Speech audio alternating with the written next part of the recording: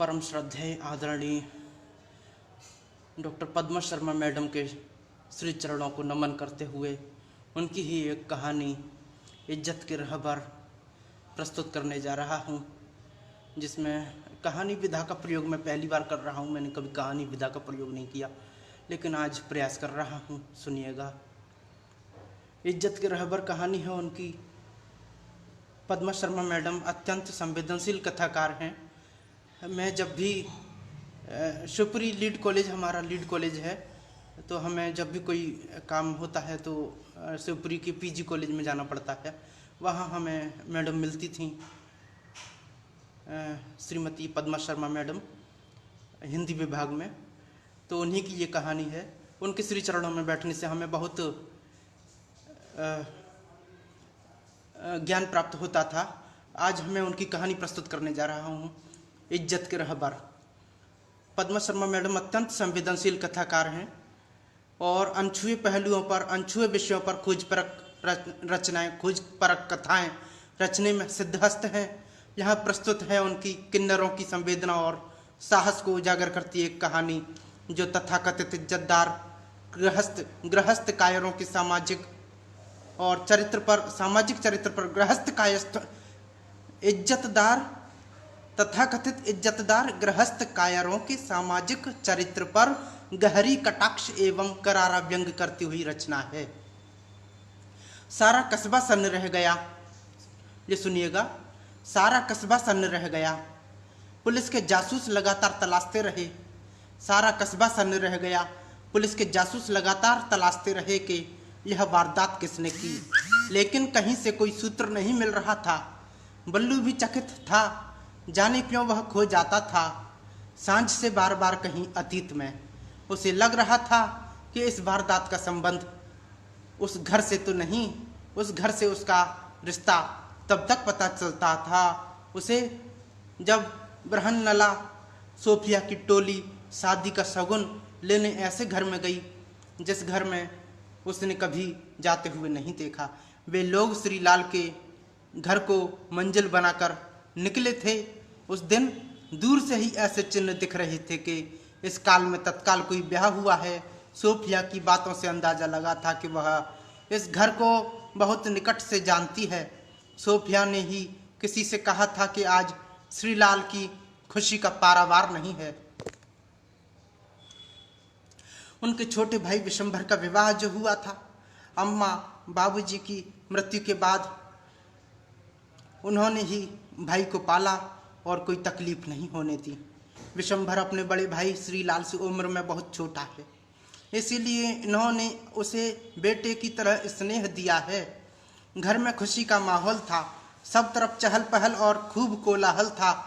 नई बहू आ जाने से रौनक में और अधिक इजाफा हो गया। आंगन में से ढोलक की थापों के साथ महिलाओं के गाने के स्वर गूंज रहे थे। बधाई और दादरे गाए जा रहे थे। आज दिन सोने को महाराज, सोने को सब दिन सोने की रात, सोने के पल का घरैयो महाराज, इस तरह गीत गाए जा रहे थे। बारात से लौटे रिश्तेदारों समधियानों की खातिरदारी की तारीफ कर रहे थे। शायद और सुन सुनकर श्रीलाल का दिल बल्लियों उछल रहा था। रात की खुमारी अभी तक सबकी आंखों से उतरी नहीं थी। श्रीलाल का मन व्यवस्थाओं में उलझ रहा था कि अचानक बाहर तालियां पीटने की आवाजें सुनाई पड़ी। स्त्री पुरुष के मिले जुले अजीब से स्वरों के साथ तेज आवाजें सुनी तो श्रीलाल ने बाहर आकर के देखा कि अपने पूरे फौज के फाटे के साथ मौसी की हमजात सोफिया तालियां फटकारती हुई बाहर मौजूद थीं। बल्लू को लगभग धकेलते हुए सोफिया बोली, चल बल्लू उधर बैठ। तो सोफिया तालियां पीटते हुए कह रही थी, हाय हाय हाय, हमें तो शगुन चाहिए, लड़के का ब्याह है, कोई मजाक नहीं। फिर वहीं तालियों की फटफट गुंजाती बोली, लड़के के ब्याह के नेग ले आओ, 2000 का एक रेट चल रहा है। छोटी की भाभी नया साड़ी ब्लाउज चाहिए, और देखो मिठाई विठाई अनाज वगैरह भी लेती आना। तालियों की चटचटाहट सुनकर के दूसरे लोग भी बाहर निकल आए। सबके चेहरे पर मुस्कान की रेखा पसरी हुई थी। उन्हें देखते ही सोफिया पहले से भी अधिक तेज आवाज में तालियां पीटती हुई बोली, हाय हाय हाय, अच्छे खाते पीते हो तुम लोग, इतना नहीं दोगे तो गरीब बेचारा क्या देगा। हाय हाय हाय, हमारा पेट कैसे चलेगा, कैसे हमारा पेट पलेगा। कहते हुए उसने पेट पर पड़े साड़ी के पल्लू को झटके से हटाकर इस अदा से अपना पेट दिखाया कि उसके गोरे गुदाज के पेट के साथ साथ बदन का ऊपरी हिस्सा भी दिख गया। ऊपरी हिस्सा यानी साइज में छोटा और खूब कसा हुआ ब्लाउज, जिसकी दोनों कटोरियां भीतर के दबाव के कारण फट पड़ने को आतुर हो रही थीं। बल्लू को जरा भी हैरत नहीं हुई। यहाँ वहाँ खड़े पुरुष जरूर एक दूसरे को अश्लील इशारा करके हंस दिए। उन लोगों के भाव ताड़ करके श्रीलाल ने छोटे बच्चों को अंदर जाने का आदेश सुना दिया। बल्लू ने देखा कि श्रीलाल सोफिया से कुछ कहना चाह रहे थे, लेकिन उसने उन्हें बोलने का जरा भी मौका नहीं दिया। वे बार बार कुछ कहते, लेकिन उनकी आवाज़ नक कारखाने में तूती की तरह दबकर रह जाती। उन लोगों में सोफिया ही मुखिया थी। उसने अपने साथियों को आदेशित किया, अरे री गाओ रे गाओ, ए बल्लू बजा तो ढोलक, ए संगीतो, ए रबीनो लगा तो ठुमका, अरे ओ रंभो, ओ सुल्ताना निकाल तो घुंघरू। देखते ही देखते उनका पिटारा खुल गया। देखते ही देखते उनका पिटारा खुला। रबीना और संगीता ने पाँव में पड़े बड़े बड़े घुंघरू बांध लिए। रंभा ने मंजीरे संभाल लिए। सुल्ताना ने ढपली पकड़ ली। बल्लू ने लपक करके ढोलक घुटनों के नीचे दबाकर अपने हाथ ढोलक पर साध लिए और सोफिया की ओर देखने लगा। सोफिया ने गाना शुरू कर दिया, कांटा लगो कांटा लगा, कांटा लगा कांटा लगो। गाना शुरू कर दिया सोफिया ने। एक खास तरीके से हाथ नचाते हुए संगीता मटकती हुई घूम रही थी और श्रीलाल के मेहमान ध्यान से उन लोगों का नाचना देख रहे थे। रबीना दाएं तरफ झुक करके अपना पल्लू नीचे गिराती हुई उत्तेजित अदाएं दिखा रही थी। सोफिया पैरों को आगे पीछे कर कदम ताल करके नाच रही थी। वह बाएं हाथ से अनोखे अंदाज में साड़ी की प्लेट बीच में से ऊपर को उठाए दूसरे हाथ को नचा नचा करके घूम रही थी। वे कभी कभी लंबा घूंघट डाल देती तो कभी साड़ी का पल्लू नीचे गिरा करके अपने तने हुए उरोजों और कूल्हों को झटके से साथ मटका देती थीं। वे कभी कभी अपना लंबा घूंघट डाल लेती तो कभी कभी साड़ी का पल्लू नीचे गिरा करके अपने तने हुए उरोजों और कूल्हों को झटके के साथ मटका देती थीं। सोफिया। बल्लू सोच रहा था, होली हो या दिवाली, सब त्योहारों पर सोफिया बस्ती के सब घरों से शगुन लेती है। शादी ब्याह हो या बच्चे का जन्म, सबके लिए उनके अलग अलग रेट चलते हैं। बाजारों में दुकान वालों से भी खूब रुपए लेती हैं, उन्हें रिझाती हैं, पटाती हैं। उनकी फरमाइशों पर एक अलग अलग तरह से कदम ताल के ठुमके लगाती हैं। टीवी देख कर हीरोइनों जैसा नचने की कोशिश भी करती हैं। अब तो रेल में भी ये लोग सवारियों से पैसों के लिए जिरह करने लगते हैं।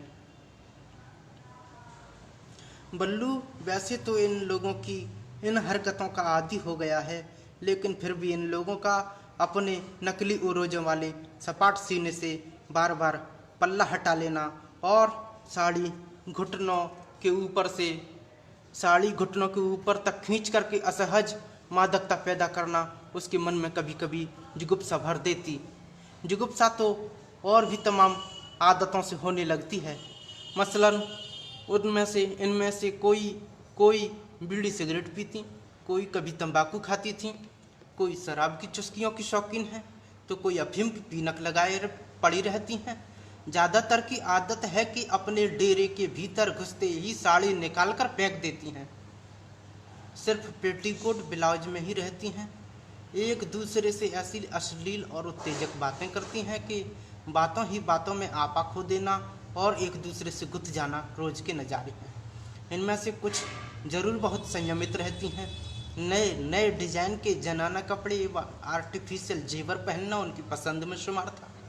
उनकी आईब्रो तराशी हुई रहती थी, होठों पर चकाचक लिपस्टिक लगी होती थी, सीने पर रुई के पैड वाली ब्रा से उत्तेजक उभार दे देती थीं। चेहरे पर नीट एंड क्लीन होते थे, चेहरे नीट एंड क्लीन होते थे और खुद को ब्यूटी क्वीन समझती थीं। इनमें से दो तरह के लोग हैं, एक वे जो पैदा होते वक्त मर्द थे और अब स्त्री के रूप में रहना उनकी मजबूरी या शौक हो गया था।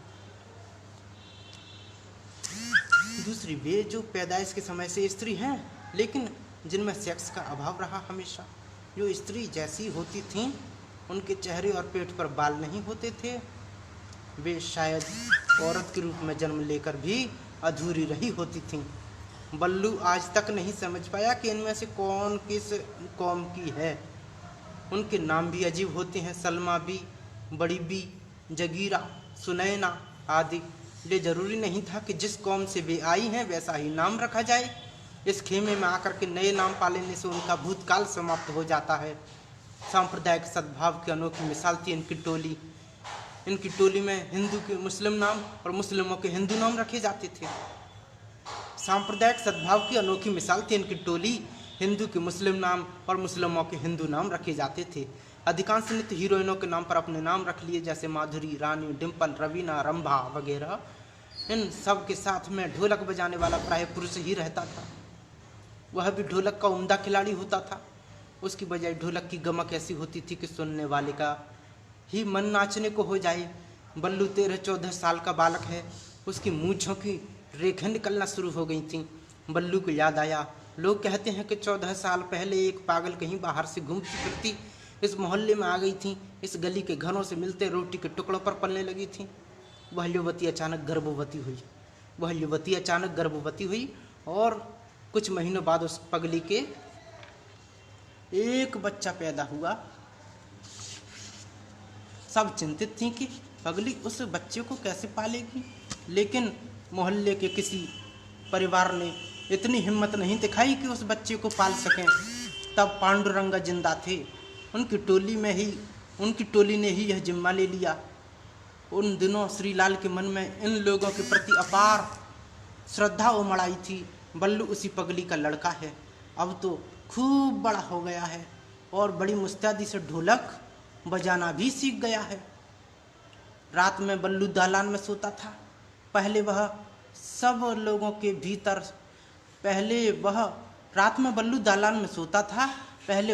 लोगों के साथ भीतर हॉल में सोता, तब सब लोग उसे अपने पास लेटाने को आतुर रहती थीं। शुरू में तो वह समझता था कि सब उसे बच्चे की तरह बेहद प्यार करती हैं, लेकिन धीरे धीरे उसे महसूस होने लगा कि रात में नींद का बहाना कर कोई उस पर अपना पैर रखकर सीने से सटाकर सो जाती। कभी रात में बल्लू के शरीर पर किसी का हाथ रेंगने लगता। उनके हाथों का स्पर्श उसे अच्छा लगता और वह भी बेहद उत्तेजित होकर के अंततः स्खलित हो जाता। एक अलग होती तो दूसरी पास सरकाती। एक रात जब एक के बाद एक 4 लोगों ने उसे परेशान किया तो वह चीख उठा। तब से सोफिया ने उसे बाहर दालान में सुलाना शुरू कर दिया। उसने सबको हिदायत भी दे दी कि वह पांडुरंगा की अमानत है, इसलिए उसे अपनी टीम से अलग नहीं करना चाहती, अन्यथा अब बल्लू की उम्र अलग रहकर खाने कमाने की हो चुकी है। उसने गुस्से में कहा कि बल्लू के साथ किसी ने भी बदसलूकी की तो मुझसे बुरा कोई नहीं होगा। वह दालान में सोता, लेकिन उसे रात्रि में अब भी कमरे से सिसकियों और लंबी सांसों की आवाज़ें सुनाई देती रहती थीं। उसका मन मादक हो उठता था। दालान में सोता था बल्लू, लेकिन उसे रात में अब भी कमरे से सिसकारियों और लंबी सांसों की आवाज़ें सुनाई देती रहती थीं। उसका मन मादक हो उठता था। इच्छा होती कि वह किवाड़ की दरार में से झांके, लेकिन उस रात की घटना याद आते ही वह पस्त हो जाता। अब सोफिया दूसरा गाना गाने लगी।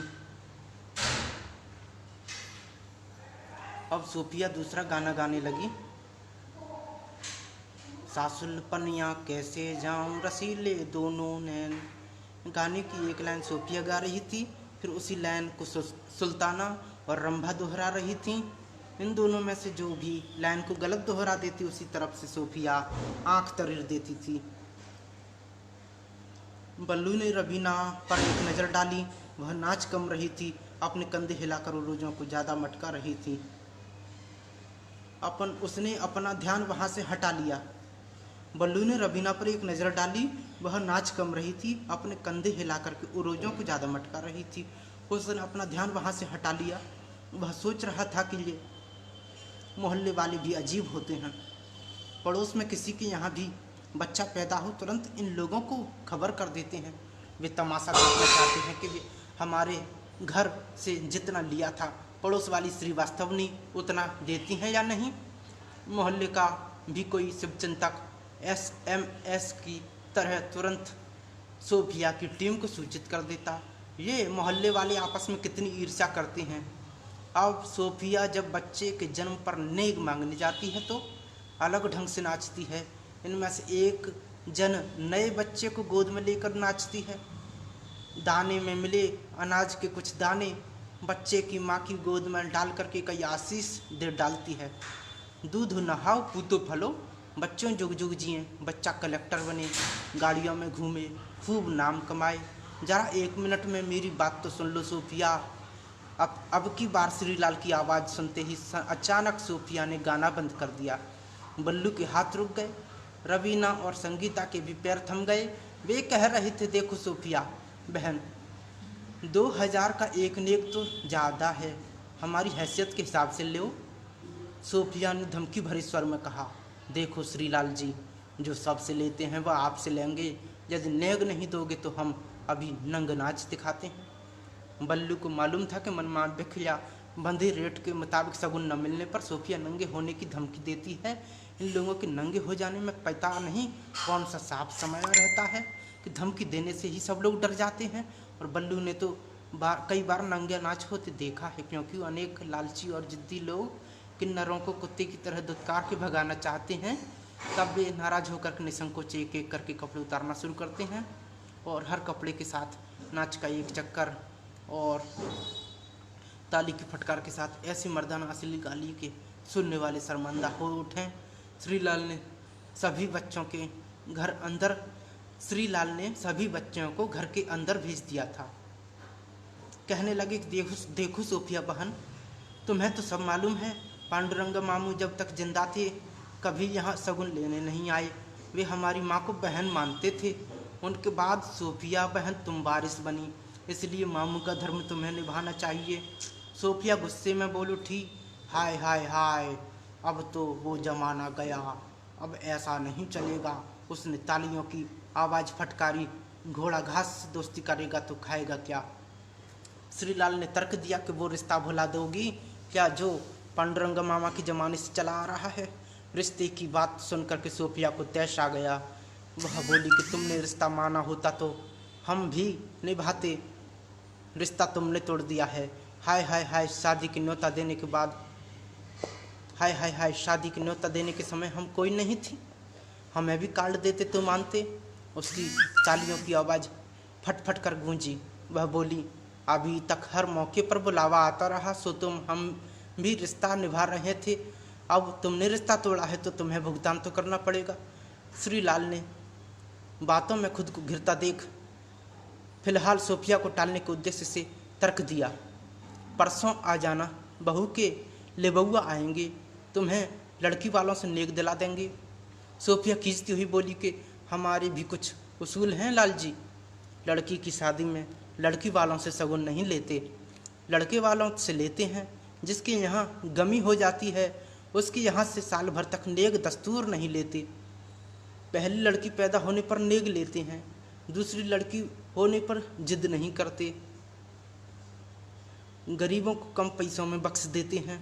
बल्लू ने उन लोगों की जिरह होते देख रहा था। बल्लू तो रुपए के मामले में सोफिया को गुस्से में देख करके वह निर्णय नहीं ले पा रहा था कि ये अब इसका असली रूप है या वो असली रूप था जो कारगिल युद्ध के समय फौजियों के वास्ते दान देने के लिए कलेक्टर को सबसे पहले 5000 का चेक देते वक्त दिखा था। उस दिन सड़क पर खून से लथपथ व्यक्ति को जब कोई उठा नहीं रहा था तो सोफिया ही थी जो उसे अस्पताल पहुंचाई थी। डॉक्टर से उसने कहा था कि खून की ज़रूरत हो तो हमारा ले लो, बस यह बच जाए बेचारा। हाँ, इतनी जांच कर लेना कि कहीं उसे कोई बीमारी न हो जाए, हम जैसा श्राप न लग जाए बेचारे को। श्रीलाल ने कई हीले हवाले दिए मान मनोबल किया, माफ़ी मांगी, तब कहीं जाकर के सोफिया का गुस्सा ठंडा हुआ। इस बार वह शादी का नेग लेने आई थी। नेग लेना तो उसके नियम में था। हाँ, इतना ज़रूर हुआ कि एक साड़ी और 500 रुपये में सोफिया सहमत हो गई। अंदर से नई बहू को बुलाया गया। सोफिया ने नई बहू की बलाएं लेते हुए कई आशीष दिए। पांडुरंगा के नाम से बहू के हाथ में 51 रुपये मुँह दिखाई के भी दिए। फिर दुल्हन के पास खड़ी एक जवान लड़की की ओर इशारा करके श्रीलाल से बोली, हमारी बिटिया भी सयानी हो गई है, इसके हाथ पीले कब कर रहे हो? अब की बार बुलावा देना मत भूलना। क्या नाम है इसका? श्रीलाल ने संक्षिप्त उत्तर दिया, प्रतिभा। अब तो कॉलेज में पढ़ रही होगी। हाँ। बल्लू ने देखा नई बहू से सट करके खड़ी प्रतिभा शर्म की गठरी बनी जा रही थी। फिर ब्याह की बच्ची मिठाई खा करके पानी पिया और वे लोग आपस में मस्ती करके लौट पड़े। 2 महीने बाद की बात है। अगस्त का महीना शुरू हो गया था। कई दिनों से पानी बरस रहा था। दोपहर का समय था। बल्लू का नियम था कि वह 12 बजे बाहर निकलता था और पास की गली में नुक्कड़ पर रखी गुमटी में बने होटल पर चाय और टोस्ट खाता था। उस दिन कुछ ज़्यादा ही बारिश हो रही थी। फिर भी उसे चाय की तलब ने बाहर निकलने पर मजबूर कर दिया और वह चाय पीने चल दिया। आज होटल बंद था। निराश होकर के वह लौट ही रहा था कि उसने देखा श्रीलाल की बेटी प्रतिभा कॉलेज जा रही थी। यूँ तो वह छाता लगाए थी, लेकिन फिर भी पूरी तरह भीग गई थी। उसके कपड़े बदन से चिपक गए थे और वह कांप रही थी।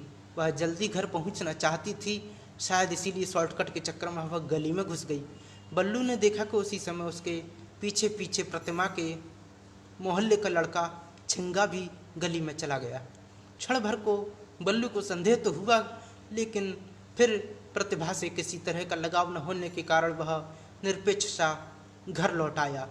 शाम हो चली। टीम की सदस्य घर लौटने लगी थीं। यकायक बाजार से लौटी रबीना बदहवासी सोफिया के पास आई और बोली, सोफिया भी, तुमने कुछ सुना? उसकी सीना धौंकने के सामान चल रहा था। सोफिया ने कहा, जरा दम ले ले वर फिर बताना। रबीना ने दम लिया, फिर बोल पड़ी, मैं श्रीलाल के मोहल्ले से आ रही हूँ। सुन करके आई हूँ कि आज दिन दहाड़े किसी ने उसकी लड़की की इज्जत लूट ली। बल्लू पास ही खड़ा था। वह चौंक कर बोला, कब? आज दिन में। वो होटल वाली गली में। बल्लू सख्ते में आ गया। कांपती सी आवाज़ में बोला, दिन में तो मैंने उसे देखा नहीं था। बल्लू सख्ते में आ गया। कांपती सी आवाज़ में बोला, दिन में तो मैंने उसे देखा था गली में जाते। हाँ, उसके पीछे पीछे एक लड़का भी गया था, उसी के मोहल्ले का दादा छिंगा। सोफिया ने उसे पकड़ करके झिंझोड़ दिया और बोली, बता, और क्या देखा था तूने? वह घबरा करके बोला, कुछ नहीं, मैं तो वापस आ गया था। सोफिया ने यकायक गुस्से में भर करके बल्लू को 2 चांटे जड़ दिए और चीख करके बोली, अरे हिजड़े, तूने श्रीलाल के घर में, अरे हिजड़े। सोफिया ने यकायक गुस्से में भरकर बल्लू को 2 चांटे जड़ दिए और चीख करके बोली, अरे हिजड़े, तूने श्रीलाल के घर से हमारे ऐसे निजी संबंध होने के बाद भी प्रतिभा पर नज़र नहीं रखी।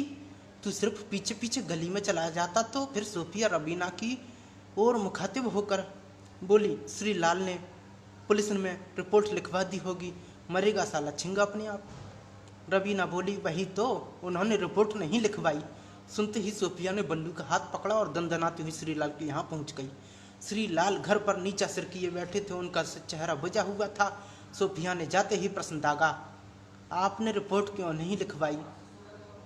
श्रीलाल पहले तो चौंकी कि इन्हें कहाँ से मालूम पड़ गया। फिर बोले, देखो, जो होना था सो हो गया।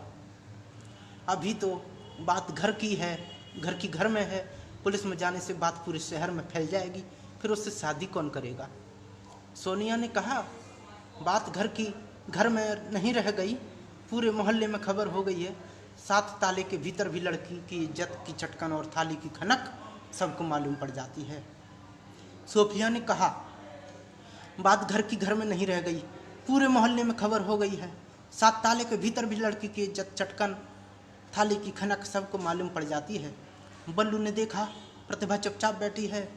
सोफिया ने प्रतिभा से पूछा, क्यों, छिंगा ही था ना? उसने हाँ में सिर हिलाया। उसकी आंखों से आंसू बह रहे थे। सोफिया ने श्रीलाल पर जोर डालते हुए कहा, देखो लाल जी, चलो तुम रिपोर्ट लिखाने चलो, जरूरत पड़ी तो हम बल्लू गवाही देगा। श्रीलाल ने कहा, देखो सोफिया बहन, होना जाना कुछ नहीं है, वो गुंडा बदमाश है। सोफिया उलाहना देने वाले स्वर में बोली, तुम लोग औरतों को आगे बढ़ाने में सोफिया उलाहना देने वाले स्वर में बोली कि तुम लोग औरतों को आगे बढ़ाने की बातें तो बड़ी बड़ी करते हो, लेकिन जब कुछ करने की बारी आती तो पीछे हट जाते हो। सच्ची बात यह है कि आज भी तुम्हारी मानसिकता नहीं बदली है। वह देर तक मनाती रही, लेकिन श्रीलाल टस से मस नहीं हुआ। सोफिया पैर पटक कर वापस घर आ गई। घटना का 5वां दिन था आज। सांझ को होटल वाली उसी गली में छिंगा बेहोश पड़ा मिला था। पुलिस आई, तफ्तीश हुई, उसे अस्पताल में भर्ती करा दिया गया है। जल्द ही यह खबर सब जगह फैल गई कि किसी ने उस लड़के को गुप्तांग काट दिया है, उसकी हालत ठीक नहीं है। घटना का 5वां दिन था।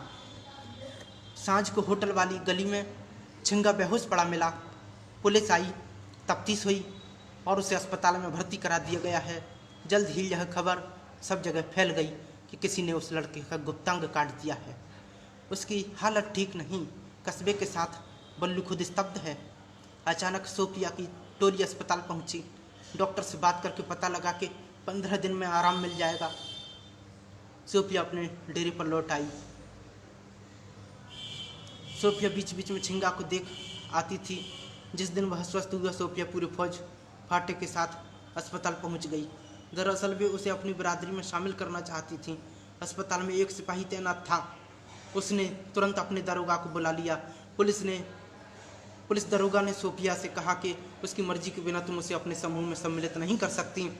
फिर वैसे भी अभी हमारी तफ्तीश चल रही है, इसलिए वह अभी अस्पताल में ही रहेगा। यह सुनकर सोफिया मायूस होकर के वापस आ गई।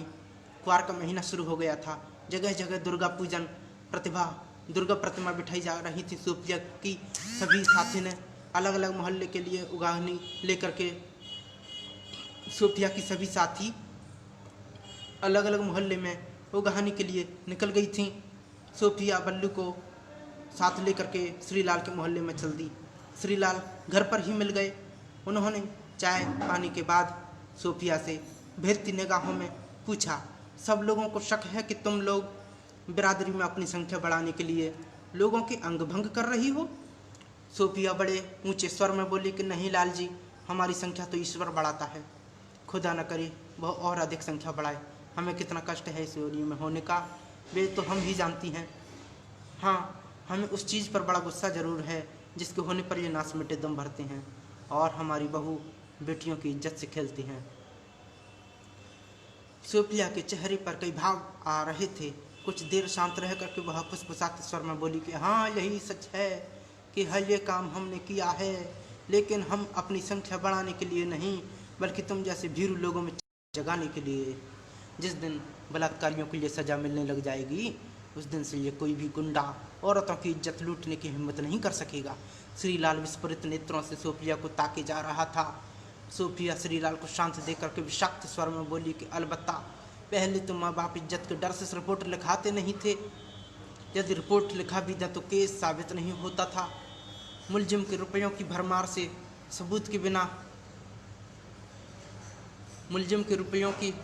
सबूत के बिना केस रफा दफा हो जाता है। वैसे आखिर में जुर्म साबित भी हो जाए तो कितने साल की सज़ा होगी? 5 साल की सज़ा, 7 साल की सज़ा, बस। जमीन पर हाथ मारते हुए वह बोली, हरामियों को ऐसी सज़ा मिले जो हमने दी है, वह तो कोई बहू बेटियों की तरफ आंख उठाने की हिम्मत नहीं करेगा। सहसा बल्लू को याद आया कि प्रतिभा से बलात्कार होने के 5 दिन बाद की बात है। उस रात तेज़ बारिश में सोफिया 5-6 लोगों को लेकर के कहीं जाती हुई दिखी थी, तो उसने भी चलने की जिद की थी। उसे घर में रहने का कह कर के वे लोग भीगती हुए चल पड़ी थी। बल्लू धीरे से उनके पीछे बाहर निकला। बाहर कर्फ्यू की तरह सन्नाटा फैला था। होटल बंद हो गया था। बल्लू होटल की बेंच पर बैठ गया। सहसा उसने देखा कि सुल्ताना और रंभा पास वाली उसी गली में चली गई थीं। वह भीगता हुआ कांपते हुए बैठा रहा। अचानक गली से तेज चीख आई।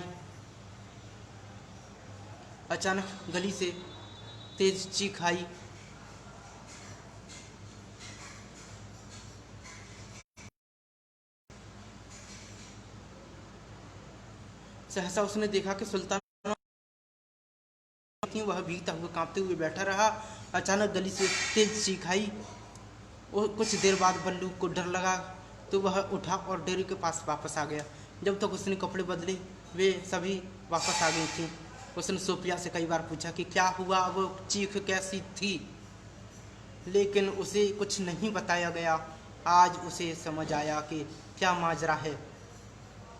सोफिया की बात सुनकर बल्लू के मन में कभी कभी उन लोगों के प्रति आ जाने वाले क्रोध, नफरत, उपेक्षा के भाव समाप्त हो गए। उसे लग रहा था कि संवेदना और विरोध करने की हिम्मत तो इन लोगों में है जो अधूरे कहे जाते हैं और दूसरों पर आश्रित रहते हैं। संवेदना श्रीलाल जैसों में कहाँ है। इज्जत से तो यह लोग जीते हैं। समाज में रहने वाले गृहस्थों की इज्जत मौके बेमौके उतरती रहती है। इज्जत के रहनुमा कहे जाने वाले दरअसल गुंडों से डरते हैं और अनजाने में रहबर बन जाते हैं, जिसका अंजाम भुगतती हैं उनकी घर की बहन बेटियां। बल्लू के मन में सोफिया की पूरी बिरादरी पर श्रद्धा उमड़ आई थी। और ये कहानी समाप्त हुई। पुनः आदरणीय श्रद्धेय पद्मा शर्मा मैडम के श्री चरणों को नमन करते हुए चाहता हूँ कि उनकी कहानियाँ, प्रसिद्ध कहानीकार हैं पद्मा शर्मा मैडम की कहानियों को स्कूल, कॉलेज, यूनिवर्सिटी के पाठ्यक्रम में शामिल किया जाए, ऐसा हम चाहते हैं। जो अभी हमारे अंचल के साहित्यकार हैं स्कूल, कॉलेज, यूनिवर्सिटी के पाठ्यक्रम में पढ़ाए जाएँ। जो भी कहानीकार हैं, जो भी नाटककार हैं, जो भी लेखक हैं, उपन्यासकार हैं, जो भी कवि हैं, जो भी जैसा भी लिखते हैं, अच्छे लेखक हैं, उनको तो कम से कम शामिल किया जाना चाहिए। जो ज़्यादा अच्छा नहीं लिखते हैं उनको नहीं शामिल करें, कोई बात नहीं है, लेकिन जो अच्छा लिखते हैं उनको तो शामिल करना चाहिए। पद्मा शर्मा मैडम अत्यंत संवेदनशील कथाकार हैं। अनछुए विषयों पर खोजपरक कथाएं रचने में सिद्धहस्त हैं। यहाँ प्रस्तुत की मैंने उनकी किन्नरों की संवेदना और साहस को उजागर करने वाली एक कहानी, जो तथाकथित इज्जतदार गृहस्थ कायरों के सामाजिक चरित्र पर गहरी कटाक्ष एवं करारा व्यंग्य करने वाली रचना है। बहुत बहुत धन्यवाद आपने अब तक सुना। उसके लिए मेरा YouTube चैनल भी सब्सक्राइब करिएगा, मैं चाहूँगा। जय श्री राम, जय हिंद, जय चंबल, जय संबल।